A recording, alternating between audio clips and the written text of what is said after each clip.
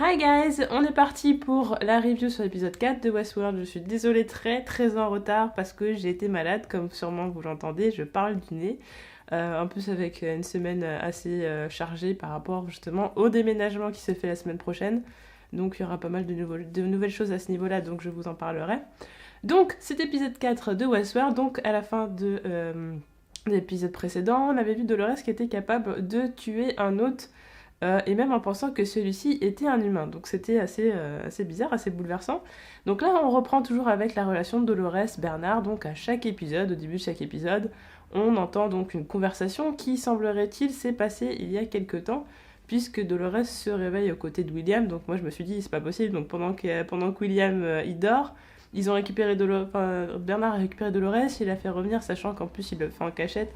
Je sais pas, au niveau du laps de temps, c'est un petit peu bizarre. En tout cas, toujours est-il qu'elle se souvient du fait que ses parents sont morts. Donc, en tout cas, dès qu'elle est revenue, on ne lui a pas effacé la mémoire. D'ailleurs, on lui efface plus ou moins. Enfin, pas vraiment, en fait, on l'efface même pas, je pense.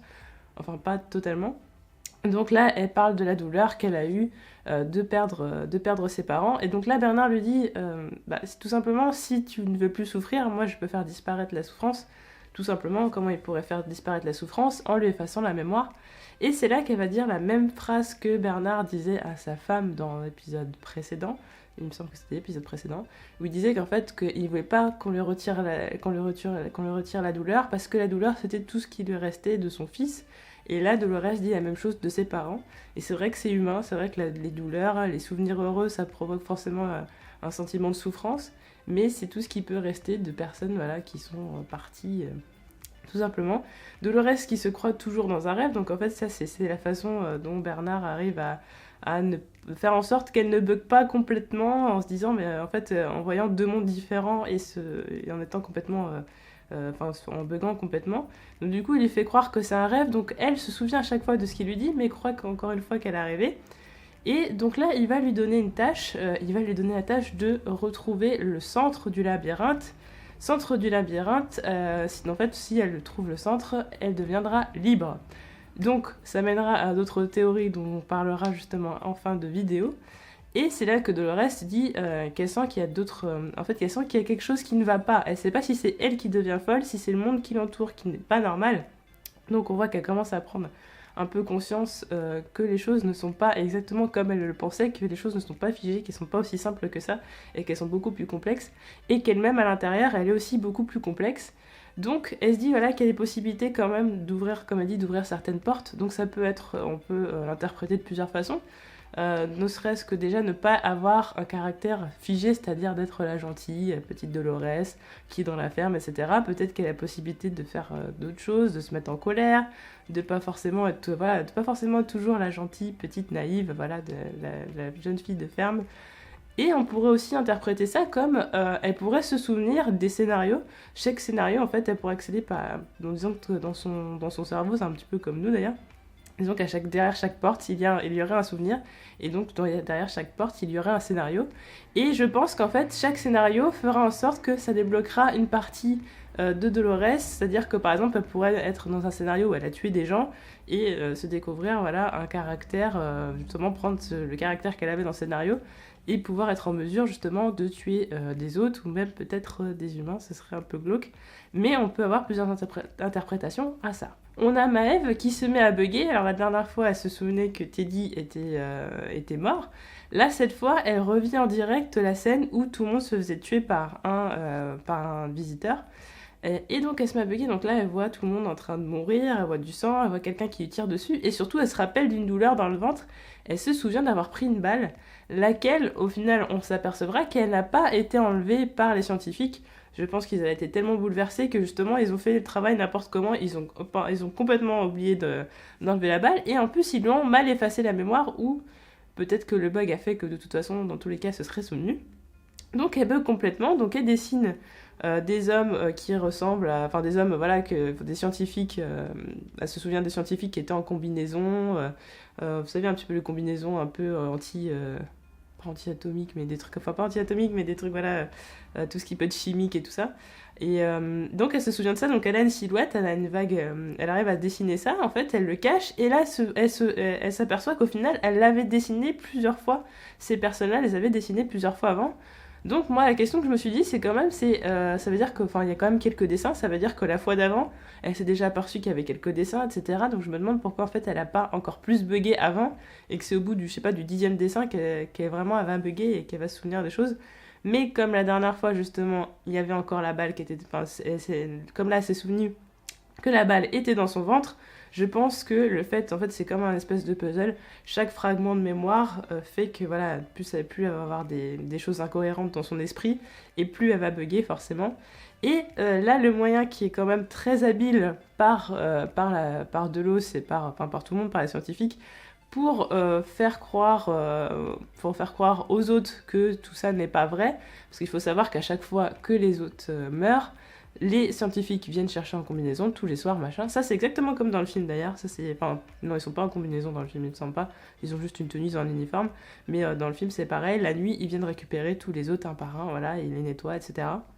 Et là, pour le coup, en fait, ils ont fait passer ça, au cas où un autre arrive à se souvenir d'eux, ils ont fait passer ça pour une religion. En fait, on voit à la fin de l'épisode des natifs indiens d'Amérique dont un enfant en fait qui laisse tomber une petite statuette, laquelle ressemble étrangement aux scientifiques de Delos. Très bizarre quand même. En fait, tout simplement parce que les Indiens d'Amérique sont censés vénérer des dieux qui ressemblent aux scientifiques. Comme ça, si jamais quelqu'un voit un scientifique, il pense que c'est un rêve ou une apparition divine, et du coup, ça ne fait pas bugger les autres. Et ça, j'ai trouvé ça très intelligent, et c'était un détail auquel il fallait faire quand même pas mal attention. Donc on a Dolores sur les conseils de Bernard qui va se mettre en quête du centre du labyrinthe, qui va croiser la fillette, donc c'est la fille de Lawrence, vous savez Lawrence qui a été rendu esclave par l'homme en noir. En voyant la fillette, Dolores va avoir des réminiscences, elle va se souvenir d'un ancien scénario qui se passait dans une église et qui avait un rapport avec cette fillette. On n'en sait pas plus, on n'a vraiment pas plus de détails, on ne sait pas quel était son rôle à jouer là-dedans. Cependant, on sait qu'elle est toujours justement en quête du labyrinthe, donc elle écoute quand même beaucoup ce que Bernard lui dit. D'ailleurs, on entend souvent la voix de Bernard dans les décisions qu'elle va prendre, etc. Et ce qui m'a frappé aussi, c'est la relation entre William et Dolores, dans le sens où William s'adresse à elle comme si elle avait conscience de son état robotique. C'est-à-dire que des fois, il va lui dire à un moment donné, quand ils vont aller dans un saloon pour aller tuer les bandits, etc., lui, il lui dit, bah reste là parce que toi tu peux mourir, moi je ne peux pas mourir.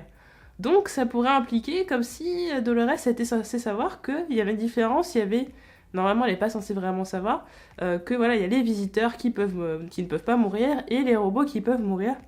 Donc ça, j'étais assez étonnée, voilà, elle n'est pas censée savoir ça, mais elle pose pas de questions, il lui dit ça, elle dit pas, bah non, toi aussi tu peux mourir, non, elle se pose pas du tout de questions. À un moment donné, Logan lui dit, oui, de toute façon, toi t'es un robot, bah elle m'ouftait pas plus que ça.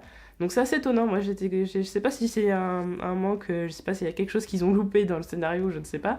Je pense quand même que c'est fait exprès, je pense que c'est assez intelligent pour avoir fait exprès. Mais j'étais étonnée qu'à chaque fois il y a des références à son état robotique et qu'elle se dise pas, mais de quoi tu parles, je ne comprends pas ce que tu dis. Un peu comme ce qui s'est passé avec la photo avec son père. Elle ne voyait rien, elle comprenait pas, elle me dit, pour moi ça ressemble à rien, je ne vois pas de quoi tu parles. Là, elle ne dit rien en fait, elle ne dit pas qu'elle comprend pas, elle ne dit rien, elle accepte. Comme si elle savait que c'était un robot. A noter également qu'elle se souvient des mêmes choses que Maëve, donc elle se souvient des scientifiques qui viennent la chercher, etc. Donc je pense que si jamais Maëve et Dolores finissent par se croiser et qu'elles arrivent à savoir d'une façon ou d'une autre que les deux ont vu la même chose, je pense que ça risque d'être assez compliqué pour la suite, qu'il va y avoir discussion entre les deux et peut-être investigation de leur part, donc je pense que la relation entre les deux est quand même à suivre. Alors on a une scène très importante de l'épisode, c'est le Dr Ford qui parle à Mrs Cullen, qui lui fait comprendre qu'en gros, de toute façon, enfin c'est très bien fait parce qu'en fait il va la mettre au même endroit qu'elle avait déjeuné quand elle était petite, etc. Donc pour montrer voilà qu'il la connaît bien, qu'il sait tout d'elle. Et en plus, il va y avoir vraiment, la scène est tournée de façon à ce qu'on comprenne que le Dr Ford n'est pas seulement maître des robots, des droïdes, mais il est aussi maître des humains, c'est-à-dire qu'il maîtrise toute la société, tous les gens, des gens qui soient réels ou qui ne soient pas réels, il maîtrise tout en fait, et que personne ne peut se mettre en travers de son chemin. Donc il menace clairement Mrs. Cullen, en plus en lui faisant comprendre qu'il sait ce qui se passe avec Bernard. Donc voilà, donc ça peut être une occasion, voilà, relation, je pense que ces relations professionnelles, ça peut lui valoir de se faire virer ou quelque chose comme ça. Donc je pense que du coup ça va se freiner là-dessus. Par rapport à Bernard, elle va sûrement le mettre à l'écart et du coup ça va peut-être faire un conflit entre les deux. Lui qui quand même l'a laissé faire un peu ce qu'elle voulait parce que voilà, ils sortaient ensemble. Donc voilà, donc vraiment la relation professionnelle empiétait quand même sur... Enfin la relation personnelle empiétait sur le professionnel. Mais là voilà, le Dr Ford qui ne se montre pas sous un jour très très sympathique et qui voilà, on voit clairement de toute façon que Mrs. Cullen de toute façon elle l'aimait pas du tout. Et voilà, que là, dans tous les cas, la relation, elle n'est pas prête de s'améliorer. D'autant plus qu'on apprend qu'en plus que Mrs. Cullen n'est pas au courant de tout, puisque normalement, il y avait un représentant du conseil qui devait venir. En fait, ça devait se passer plus tard, selon elle. Sauf que le représentant du conseil est soit déjà là, soit déjà passé. Et que le Dr Ford l'a déjà vu, etc. Donc en fait, il a dans ses petits papiers tout le monde du conseil. Donc au final, elle ne peut absolument rien faire, elle n'a aucun pouvoir, c'est ce qu'il essaie de lui faire comprendre. Et donc il y a une théorie qui veut que la personne du conseil qui est là actuellement, qui peut très bien être déjà partie, mais si la personne est là actuellement, ça pourrait être Logan, puisqu'on apprend que l'entreprise dans laquelle travaillent William et Logan investi dans Delos, donc ça pourrait être le cas. L'homme en noir continue son cheminement pour trouver le labyrinthe, donc ce qu'on a compris c'est que pour retrouver le centre du labyrinthe, il faut à chaque fois interroger des personnes, etc., faire pression sur des personnes, voire les torturer comme il le fait. Donc en fait, c'est comme si on nous donnait une nouvelle quête à chaque fois, jusqu'au boss final, entre guillemets. Donc à chaque fois, voilà, il va parler à quelqu'un, qui va lui dire de parler à quelqu'un d'autre et de faire quelque chose pour lui, etc., etc. Donc des quêtes. Là, en l'occurrence, il rencontre donc Armistice avec son fameux cobra en tatouage. Donc lui qui est toujours à la recherche de ce fameux centre du labyrinthe, qui va pour elle aller sortir de prison Hector et qui va mettre en danger Lawrence, qui lui, je pense que pas qu'il aurait voulu mourir, mais pas loin quoi. Au moins que cette torture finisse. Et donc qu'on laisse d'ailleurs à chaque fois on dit oui mais on fait plusieurs fois référence à lui du genre ouais on a quand même un visiteur qui s'éloigne un peu plus pas qui s'éloigne des quêtes mais qui va de plus en plus vers le labyrinthe et donc on le laisse faire parce que comme on l'avait vu dans l'épisode précédent, l'homme en noir a un statut privilégié, on ne sait pas encore quoi. Toujours est-il qu'on sait que c'est quelqu'un d'assez connu dans le monde extérieur, qu'il a fait une fondation qui a sauvé des personnes. Donc c'est une personne justement qui dit voilà, vous avez sauvé la vie de ma sœur. Donc ça a l'air d'être quelqu'un de bien en dehors, ou peut-être que c'est quelqu'un qui fait juste ça par pur esprit de com, en fait, voilà, un pur coup de com, comme on dit. Quelqu'un qui est très riche en tout cas, parce qu'il faut savoir que c'est 40 000 $ la journée. Donc on peut se poser quand même, il y a beaucoup de questions qu'on peut se poser. En plus du fait que voilà, il connaît déjà l'histoire d'Arnold. Je ne pense pas que tous les visiteurs connaissent Arnold. Déjà que à Delos, par exemple, Bernard n'avait pas connaissance d'Arnold. Par exemple, Mrs. Cullen elle demande ce qui arrive à Arnold, donc elle connaissait pas non plus trop le sujet. Donc comment les visiteurs peuvent avoir la connaissance justement, que le Dr Ford travaillait avec quelqu'un et que cette personne s'appelait Arnold. Donc en plus, l'homme en noir qui à peu près, je pense, a le même âge que le Dr Ford, on pourrait penser peut-être qu'ils se connaissent, peut-être qu'ils ont travaillé ensemble, du fait en plus qu'il ait un statut privilégié. On peut se poser plusieurs questions. Et il y a une chose qui est importante aussi, c'est que du coup on va retrouver donc la fameuse Armistice qui va dire que la prochaine étape ça va être de voir le fameux Wyatt. Wyatt qui est le centre du scénario, qui est le nouveau centre du scénario, plutôt, de Teddy. Teddy qui va peut-être à un moment donné ne plus mourir parce que voilà, tous les droïdes qui bug, ils dévient tous de leur scénario. Donc la logique voudrait que Teddy qui est censé mourir tout le temps, à un moment donné ne va plus mourir et va réussir vraiment à se défendre et être un peu plus malin que ça. Donc Teddy qui pourrait vraiment enfin se retrouver vraiment sur la trace de Wyatt. Dolores également qui est sur la quête du labyrinthe, donc forcément va devoir passer par Wyatt à un moment donné, à moins qu'elle arrive même un petit peu plus loin. Donc on a l'homme en noir, Teddy et Dolores qui vont être tous les trois sur le labyrinthe, donc ils vont se rencontrer, en plus on sait qu'ils se connaissent. Dolores qui a des réminiscences et qui se souvient très bien de l'homme en noir et qui avait voulu le tuer, justement qui a pensé à lui quand elle a tiré sur l'autre. Teddy qui pour l'instant ne bug pas, mais ça va pas tarder, je pense que c'est un petit peu plus long que les autres. Mais voilà. En tout cas, il y a une autre théorie sur le labyrinthe, c'est que le labyrinthe, donc comme dit Bernard, voilà, comme il dit à Dolores, si tu trouves le centre du labyrinthe, tu seras libre. En fait, moi je pense, ma théorie personnelle, parce que déjà en fait, on sait que le labyrinthe, c'était quelque chose qui a été fait par Arnold, et qu'Arnold est mort avant d'avoir pu, enfin comment disait l'homme en noir, il disait voilà, il y avait une dernière page à écrire, il y avait un dernier niveau en fait au jeu, entre guillemets, et voilà, il est mort avant que ça puisse vraiment finir, voilà. Donc j'ai entendu une théorie dans laquelle on disait qu'en fait le labyrinthe ça permettait justement de rendre libre les autres et qu'il y avait un autre qui avait réussi à devenir libre et avait tué Arnold. Je pense que c'est très probable, je pense que la théorie elle tient complètement la route et je pense aussi que ça doit avoir un rapport avec Shakespeare parce que comme vous savez il y a la fameuse phrase de Shakespeare à chaque fois qui fait bugger les autres et je pense que ça pourrait avoir un rapport avec ça en fait, je sais pas, qui trouve un livre de Shakespeare ou quelqu'un qui dit une phrase et en fait qui fasse que que l'autre puisse avoir vraiment une conscience. Comme c'est arrivé il y a 30 ans, je suppose qu'il s'est fait... De toute façon, je pense que tout le monde a pensé à ça, hein, que Arnold s'est fait tuer par un autre qui avait réussi à avoir sa propre conscience. Eh bien, je pense que voilà, quand on dit que que l'autre sera libéré, c'est que forcément il va récupérer sa conscience. Et je pense qu'il y aura une histoire de Shakespeare là-dedans, parce que ça a l'air de tourner autour de ça. Donc voilà pour ma théorie. Autre chose qui me fait penser que l'homme en noir connaissait Arnold, c'est à un moment donné, il dit oui, voilà, en gros, je vais honorer son héritage. Alors un héritage, on sait très bien qu'en général, c'est d'ascendant à descendant, mais pourquoi pas quelqu'un de la même famille? On peut très bien hériter frères et sœurs, etc. Voilà, ou cousins, cousines, enfin voilà, vous voyez bien. Donc je pense très probablement qu'on pourrait très bien apprendre que l'homme en noir, en fait, c'est le frère d'Arnold, et que quelque part, en fait, le Dr Ford aurait trouvé comme dette, enfin voilà, aurait une dette, en fait, pas pour, par exemple, ne pas avoir pu protéger Arnold, ne pas avoir arrêté sa folie, parce que bon, c'est Dr Ford, quand il parle d'Arnold, c'est un peu comme un savant fou.